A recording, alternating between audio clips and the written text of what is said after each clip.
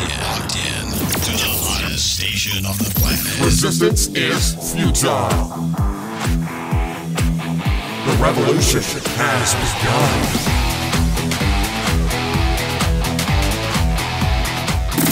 You're listening to Rebelpreneur Radio, helping you break the rules and build the business you need for the life you want. And now, broadcasting his pirate signal from somewhere beyond the status quo, here's your host, best-selling author, marketing and media strategist, Ralph Brogden.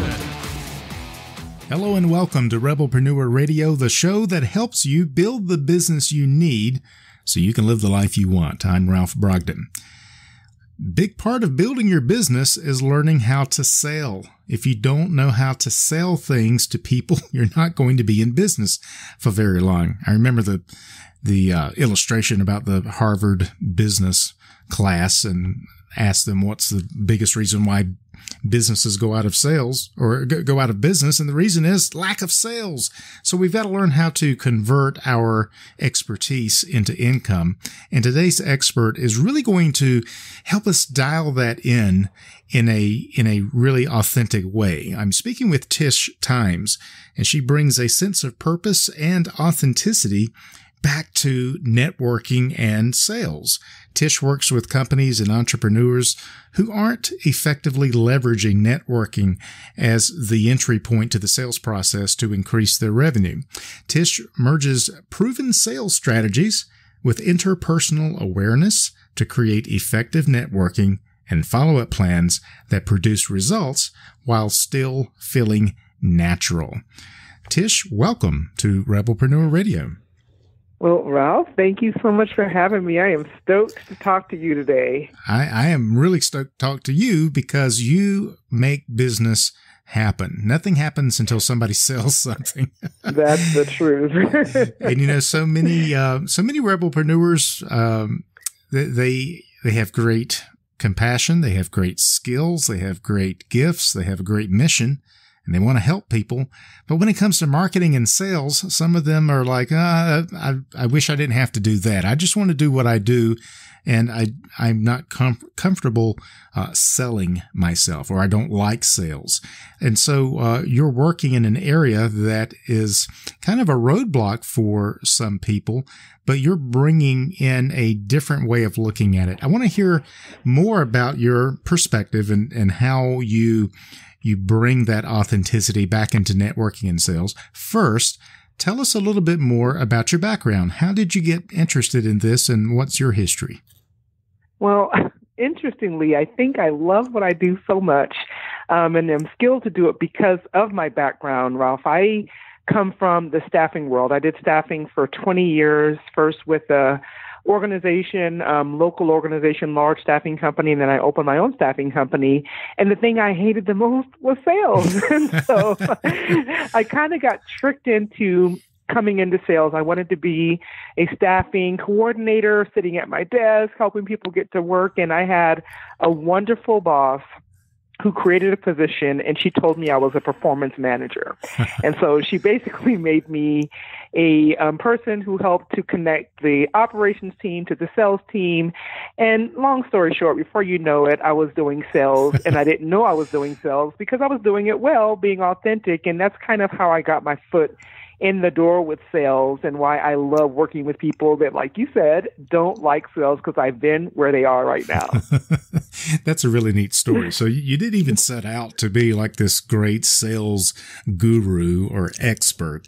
They kind of do the bait and switch on you, and before you know it, you realize, oh, I'm in sales. Right. So tell us what have you learned? What's been your journey like from that very beginning to the point where actually today you are working with people and you're helping individuals and you're helping companies to really fine-tune their sales process? Tell us a little bit more about that, and who do you work with? Well, so what happened when I came out of the staffing world, Ralph, was a natural conversion for me to go into career coaching, because I've been working in the world of work for so long. So I started doing career coaching, creating these events, bringing HR managers with job seekers together and having these great events every month. And before you know it, more and more just traditional entrepreneurs were showing up at these events who didn't necessarily need a job nor need to hire anybody, but they were kind of watching what I was doing. And I had this lady, and I love her to pieces. Her name is Katia. She invited me to breakfast, and she says, "Hey, I want to hire you to be my business coach and teach me how to sell." And I was like, no, you're mistaken. I do career coaching. I don't do sales training. I don't do, business coaching. And she said, "I have watched you have these networking events go from zero to, huge success, what seems like overnight, and I want you to teach me how you're doing that." And, over time, Ralph, what started to happen is I was having less and less job seekers coming in and more business professionals coming in asking me to teach them how to grow a business using networking and how to sell authentically. And so now I work with more business owners. I work with more solo entrepreneurs, and I work with a lot of sales teams, teaching them how to sell, especially when they don't see themselves as salespeople. Those are my favorites to work with because they think that they're not in sales. But as we all know, all of us are in sales in some capacity or another. And again, I work with people one-on-one. I work with them in doing group training, doing coaching with teams. So it's kind of just morphed into what it is today. Very exciting, because this is definitely something that not everyone feels like they are cut out for, or they feel like, I'm not a type A personality, therefore I cannot be a good salesperson. So you're not only teaching them how to sell, but also how to sell with a sense of purpose and authenticity. Explain to us, what are some of the elements that makes your approach different from the typical, used car salesman approach? Right. Well, I think what happens when people think they have to, quote unquote, sell, instead of just having a conversation with someone and getting to know them the way that they would if they were standing in the Walmart line, right? They were just talking to someone. They feel like they have to put on this robotic, new conversation and start speaking in a language that they're not familiar with, they're not comfortable with. And it feels inauthentic. It feels weird, and it feels salesy. So everybody says, "Oh, I don't want to do that because that doesn't feel good." Right. Well, what I teach them to do is to just literally be themselves. And I know that sounds very elementary, but people are not aware that many people are not aware that they can have tremendous success in sales by being themselves and making people feel comfortable and asking sincere questions to get to know someone so that they understand what they need so that they can speak to that need. So I basically help people get back to the heart of who they are so that they can present themselves in a way that feels good to them and doesn't feel weird to the person that they're talking to. That's a pretty lofty promise, especially the part about not feeling weird to the person that you're talking to.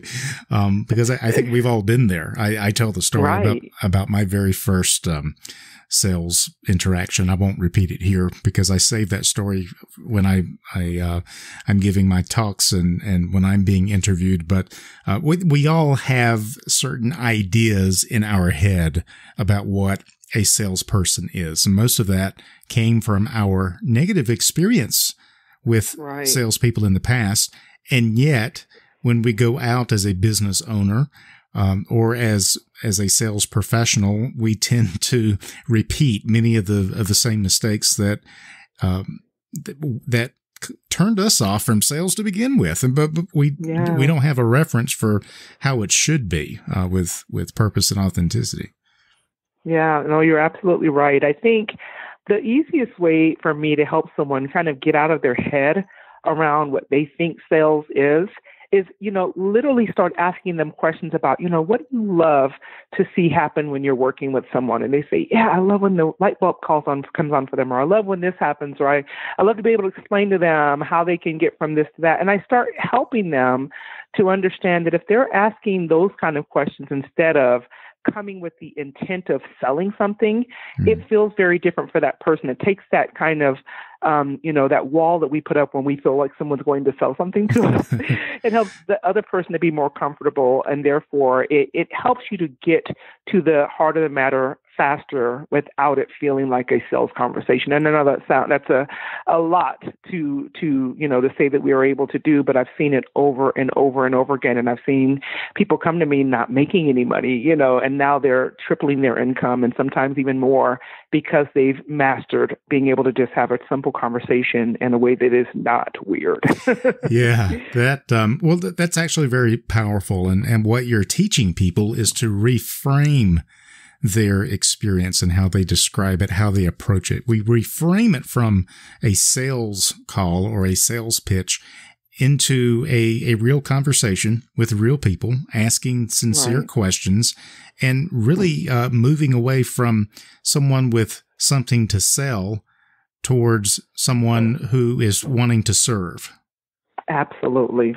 You couldn't have phrased it better. That's exactly what I want them to understand, that there is a different approach. And if you have a different approach, you often get a different response. So what can someone begin to do? And I realize that if people are at different levels of comfort, and not everyone is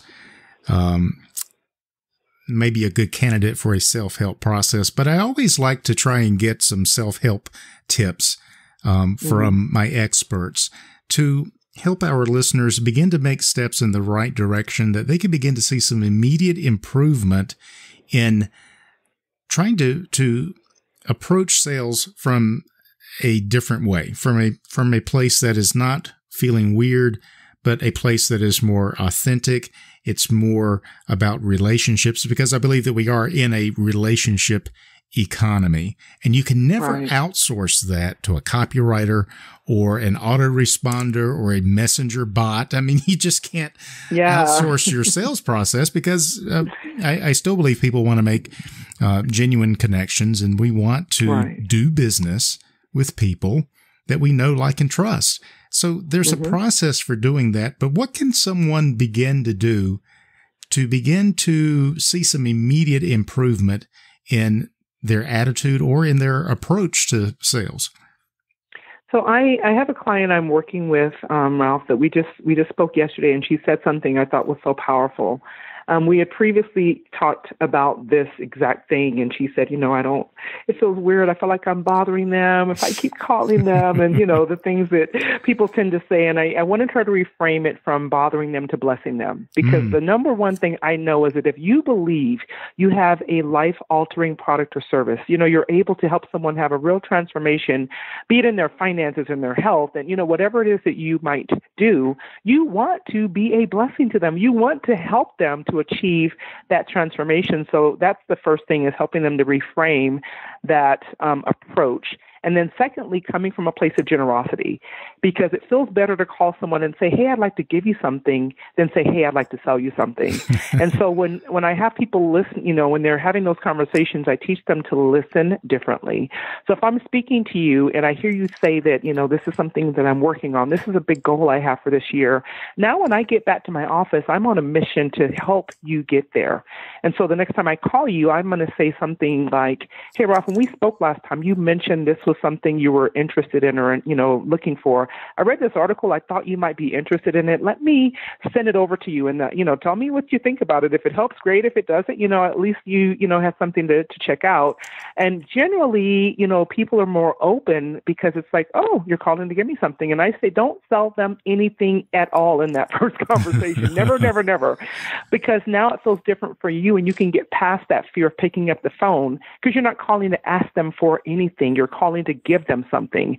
And so that's one thing that helps to change. And this particular client says, oh my God, I was able to schedule another appointment with them. We're going to talk about their needs, yada, yada, yada. Whereas before, she never would have even picked up the phone to have that initial conversation, because she was so afraid to make what she considered to be a sales call. So those are some really small things that just help people to get past what's stopping them from even starting the process. That's so powerful. And you've said so many things that I could go back and pick out and comment on. You mentioned the wall that goes up when we traditionally try to go out and sell people.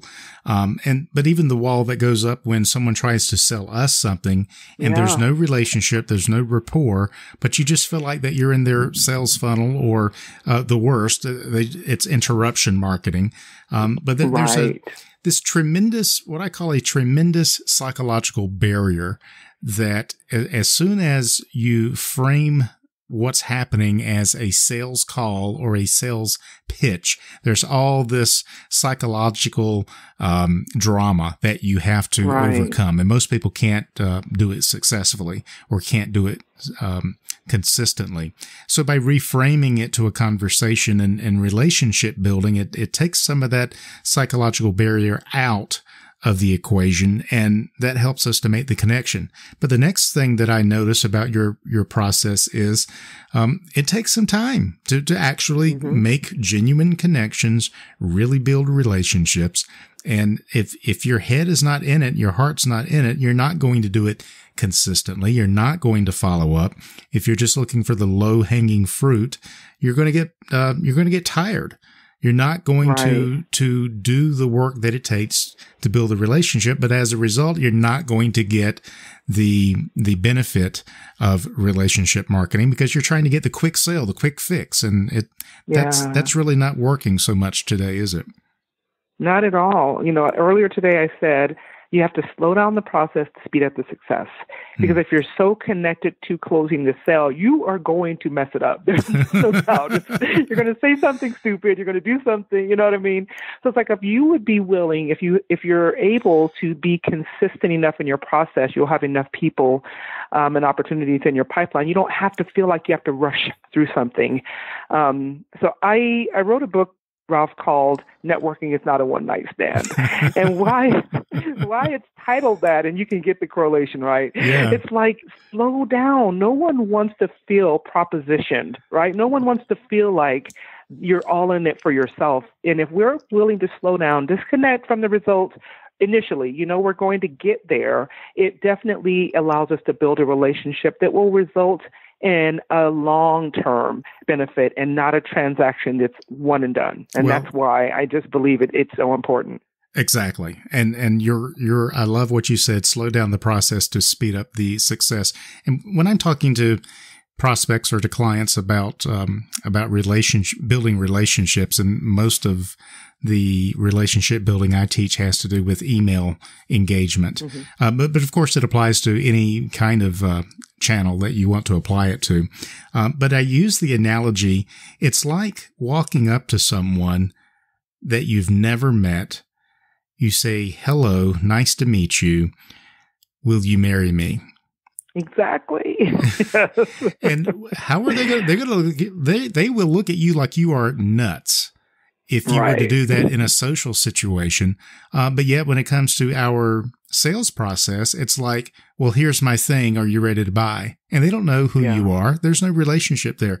And so don't you think that part of that is, I mean, there may be a lot of reasons why, but do you think that part of the reason why we are in such a hurry is because we're so desperate? We're trying to make that sale and make that money. And that desperation really comes through in the energy, doesn't it?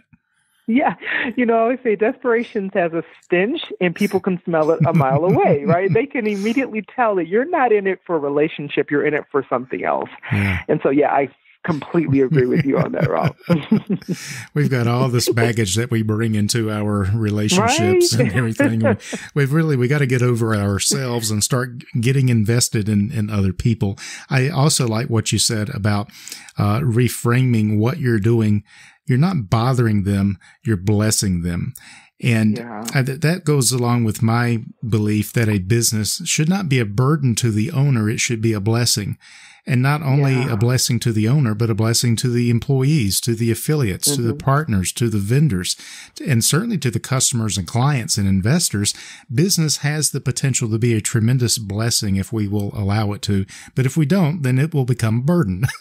And I think, again, why is that? And I think you hit upon the thing that is necessary is to see yourself as an agent of transformation and not just information.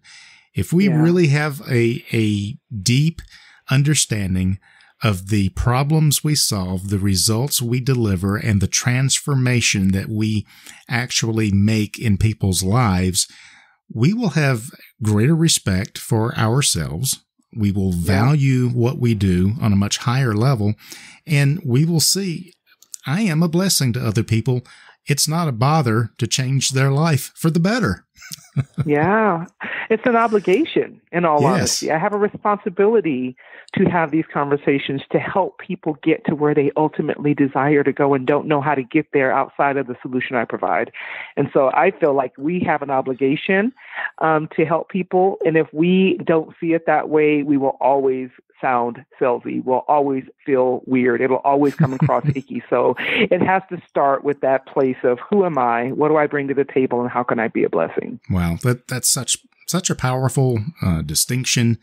But again, it goes back to the mindset and our self-identity. How do we see ourselves? Oh God, yeah. What is our mindset? And so to be authentic with other people, we've really got to get real with ourselves, don't we? You are talking my language, Ralph. Yes, you have to. And you will never present yourself more powerfully than you believe you really are. And you know what I mean? And people who are around you, they can pick up on who you believe you are, who you're showing up as. And so that has to be the initial thing. And one of our, I guess, taglines or a phrase that we use a lot within our business is unstoppable confidence. Because if you don't have the confidence in yourself and the belief in what you are doing to change the world, you're never going to be able to articulate your value to another individual. They're never going to be attracted to who you really are, because you're not clear on who you are. You're not clear on how valuable you are. So I think that's so important. And so few people get that. I'm super excited to be here with you today because so few people get that. Well, it's really great affirmation and confirmation. I'm putting together my own signature program to help people master their message. And the very first module has to do with finding out who you are, because I believe in order to really, everybody wants to attract clients. We want more clients, more customers, more contributors, whatever the situation is.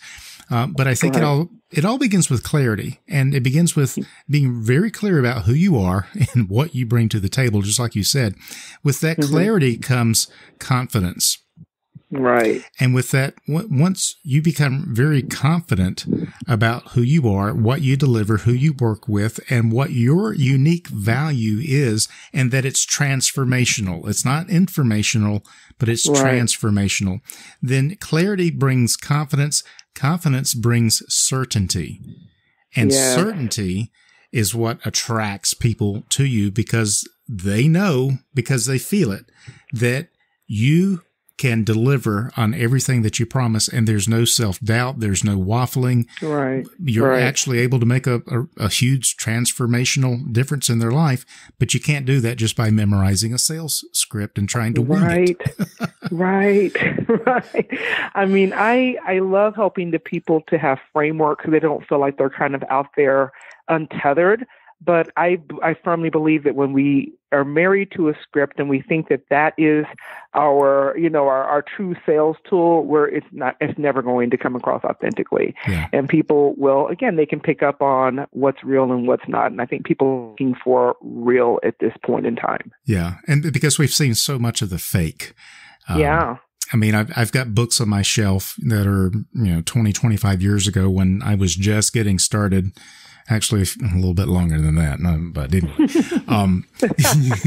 But it's all about the scripting. It's like, okay, here's the script that you call people up, and so these are the same people that will say, "Well, it's a numbers game." If you want to talk to 10 people today, you've got to make 200 calls, and you got to make 200 in the next day and the next day, because the way you're going about it is a numbers game, because you're not making authentic connections. You're just scripting things out, and it's not real. It doesn't come across as real. And I don't think that even in today's world where we are separated with our computers, we hide behind our computers. We're not doing as much face-to-face anymore because everything is more online.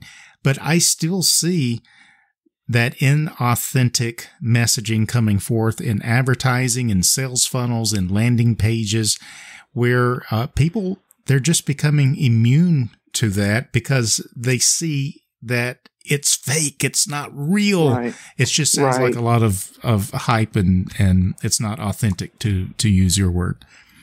No doubt. And the thing is, I would rather talk to 5 of the right people than make 500 calls to try to chase, 100 people, because you really can't say the wrong thing to the right person. And so getting super clear on who you should be dealing with, who is your true ideal client, it takes a lot of that work out, because now I'm having conversations with the right people.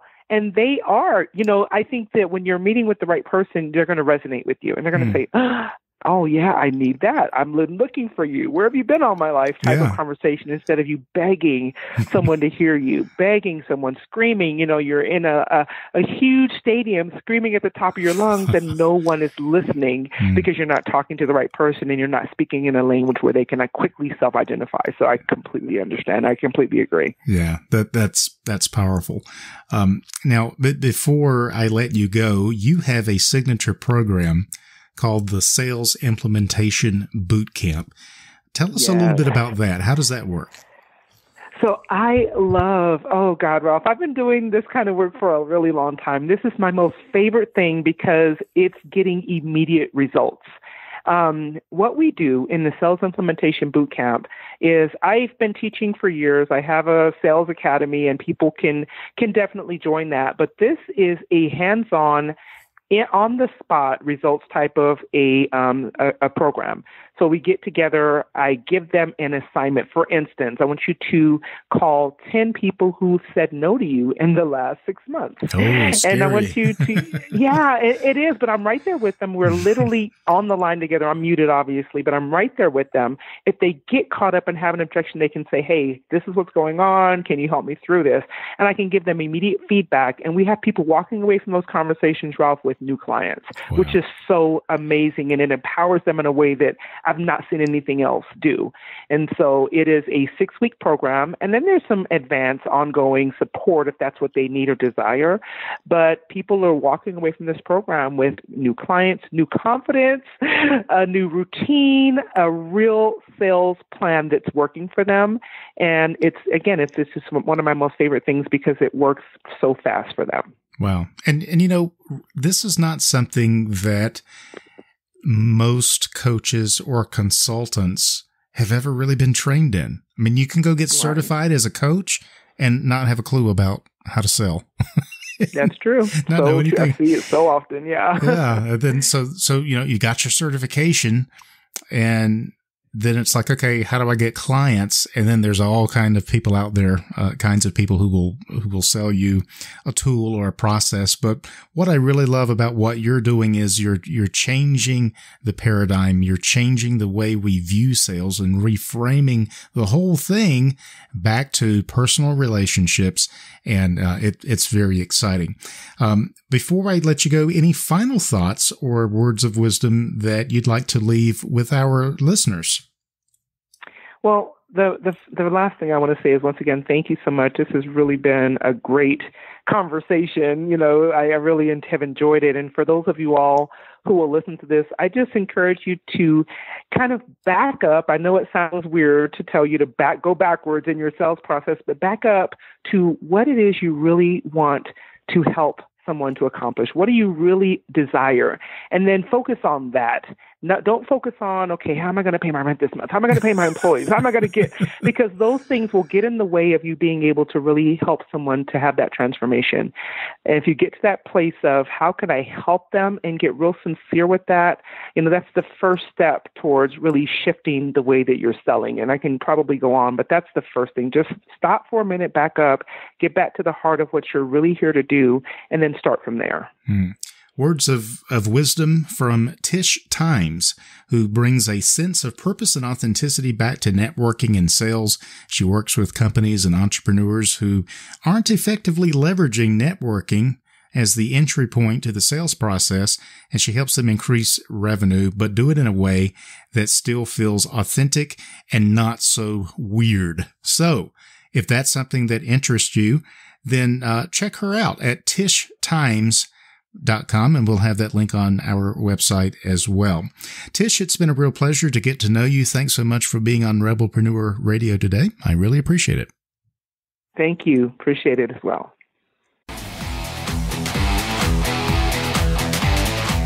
You've been listening to Rebelpreneur Radio with Ralph Brogden. Download the show notes and much more at rebelpreneur.com.